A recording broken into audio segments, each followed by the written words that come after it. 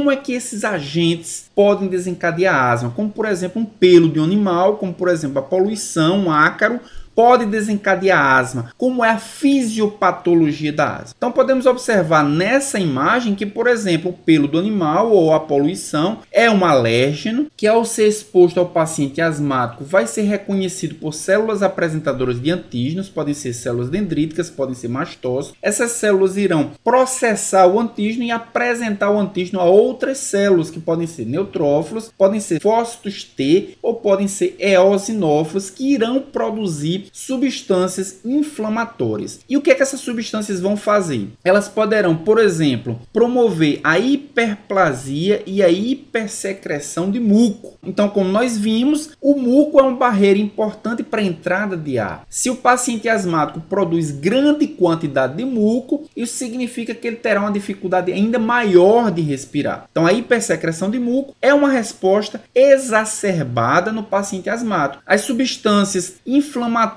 também produzidas por essas células podem promover vasodilatação. Essa vasodilatação promoverá o extravasamento do plasma e o edema, que juntamente com a produção de muco irá aumentar ainda mais a obstrução bronquiolar. As substâncias inflamatórias também promoverão descamação epitelial, lembrando que o epitélio é importante para promover o fluxo desse muco. Se o epitélio é descamado, o muco ele vai ficar parado por mais tempo na mesma posição, acumulando-se e promovendo a obstrução bronquiolar. Também vai ativar fibroblastos, que vão promover o acúmulo de fibras no tecido epitelial, promovendo a fibrose subepitelial. Também vão fazer uma ativação nervosa, principalmente do sistema nervoso colinérgico, ou seja, do parasimpático, promovendo o reflexo colinérgico, e como nós vimos, o reflexo colinérgico resulta em uma broncoconstricção, mas não só uma broncoconstricção, mas também uma hipertrofia e uma hiperplasia muscular. Veremos adiante que um dos problemas da asma é o remodelamento tecidual. Então, em virtude da ativação nervosa, o sistema nervoso colinérgico promoverá um aumento da musculatura externa ao brônquio, que promoverá um aumento da contração bronquiolar. Então, nós estamos vendo aqui nessa imagem um corte histológico do brônquio de uma pessoa sem asma e de um paciente com asma. Claramente nós podemos ver que há um remodelamento tecidual. Inicialmente nós podemos ver o aumento da musculatura. Então toda a musculatura em volta do brônquio no paciente asmático é muito maior do que numa pessoa não asmática. Isso significa que maior quantidade de músculo vai promover uma maior contração do brônquio. Também podemos observar a luz desse brônquio.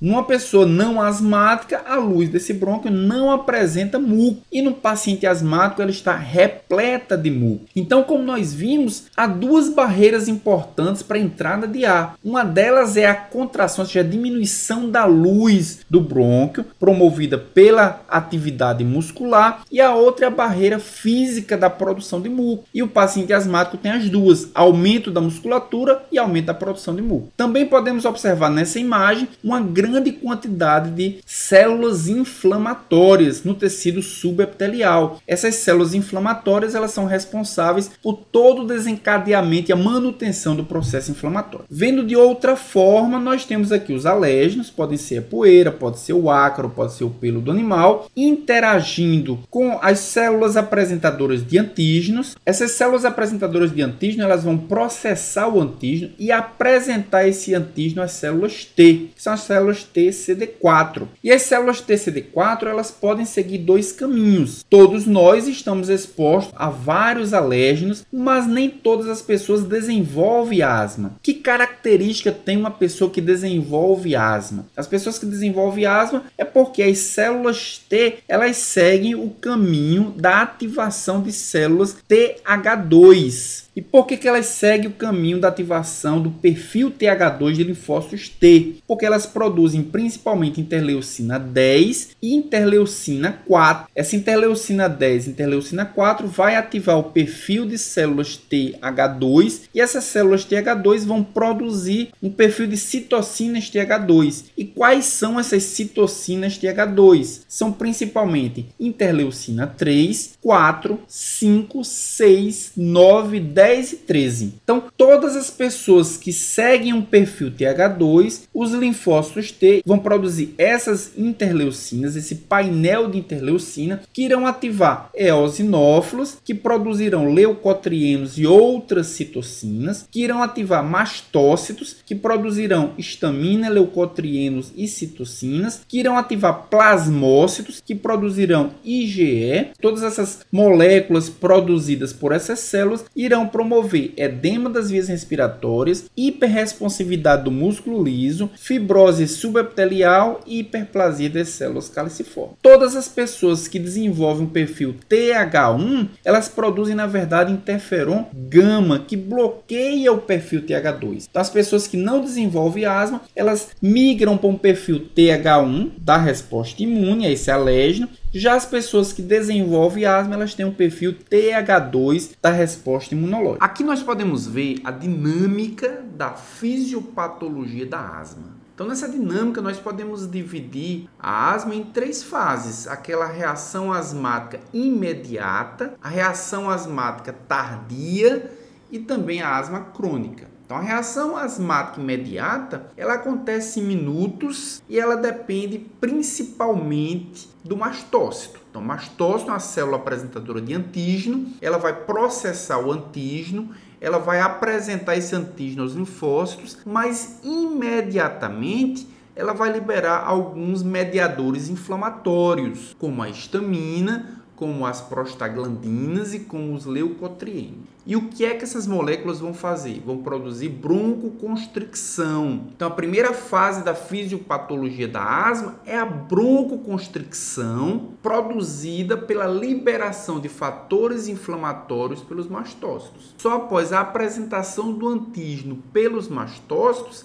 é que os linfócitos irão desenvolver uma reação imunológica, irão produzir algumas interleucinas, como a interleucina 8, a 4 e o interferon gama, e essas citocinas irão estimular, irão produzir a diapedese, irão produzir a quimiotaxia de outras células imunológicas que irão completar a reação inflamatória. São neutrófilos, eosinófilos e macrófagos que irão desenvolver uma reação inflamatória. Isso acontece em horas, por isso que essa reação é a reação asmática tardia. Então, nesse momento, o indivíduo, além da broncoconstricção, também apresenta edema de submucosa e também hiperresponsividade brônquica.